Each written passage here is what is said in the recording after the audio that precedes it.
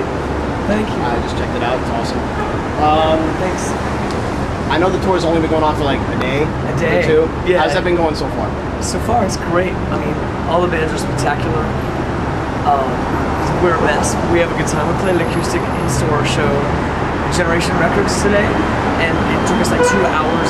We were 2 hours late to get there in the rain, and the police turning us away from the Holland Tunnel. And Just the usual fiascos of the first days of tour, but it's been really fun, and a lot of people have come out.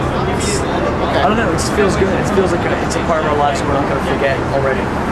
Awesome. How do you guys feel about the new album? I think we all like it.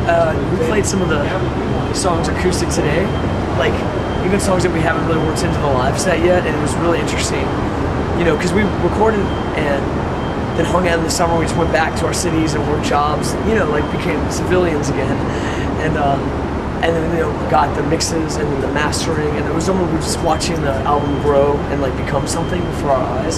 So it, you know, it's kind of like we're discovering it too in a certain way, like how the songs flow with each other and all the different little moments.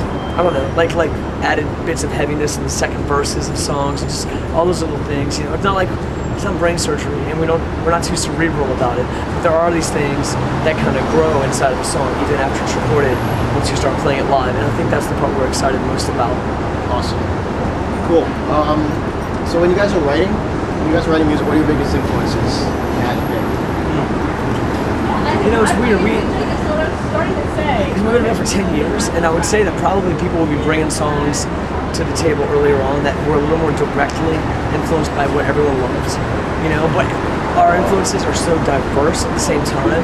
Even if we all love, like, Gorilla Biscuits, Chain of Strength, Minor Threat, and then, you know, those bands, bringing something to the table where it's like an influence from a UK punk band, or Billy Bragg, or Pete Seeger, or Northern Soul, you know, from the 60s, like melodic ideas and rhythmic ideas, and like I mean, it's weird, you know, it's like there's a lot that goes into it. At some point we just start to feel like we're just kind of, it's just us, you know, it's like we just sound like Struck Anywhere, and we're a punk band, and it's cool. You know, we're not too, like, we don't focus on it too much, and I hope we're not too pretentious about it, but we're just kind of like, we can't really tell how the influences bleed into each other anymore. It's kind of like, sometimes we'll just joke and we'll be like, oh, that's cool, that's the Youth of Today part. But then by the time we really sit down and write it and record it, it no longer, like we have this like shorthand for how it feels to us, but how it really sounds isn't really like that. So.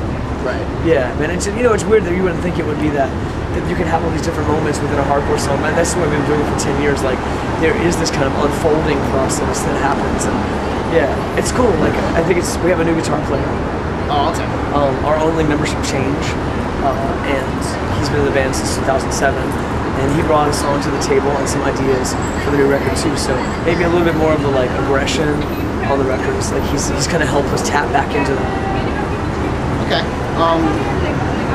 When you guys are on tour, what's in your CD player? What's in your CD player right at this moment? Our friends at Dead to Me, band on Fat Records from San Francisco, they have a new record that hasn't come out yet on African Elephants, and we've been listening to it non-stop all day and all night, and it's amazing. Dead to Me? Dead to Me. I'll check them out. We toured with them last year. Okay. We try to tour them as much as we can, but they're from San Francisco and they're on Fat Records.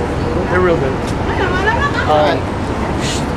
You know, sometimes we get into a groove and we listen to like some T-Pain or like some like radio R&B just to relax and be in a different world than, you know, like bone crunching hardcore, because in the live shows, like especially like this tour is amazing, and like watching all the bands play before we do, like it's really inspiring. But at the end of the night, your ears are ringing and you're like, man, maybe we should put in that Rachmaninoff CD, or you know, the Sam and Dave or Curtis Mayfield record. You know, it's like you kind of want to diversify and feel different feelings with music. You can't have 24/7 punk, you know, especially on tour when it's just like in your face. That's all you're doing. Beautiful, you know, but like and you don't want to get burned out. You still want to have that charge, that adrenaline, be like, you know, discovering new parts in your tour mate songs and get excited about that. So.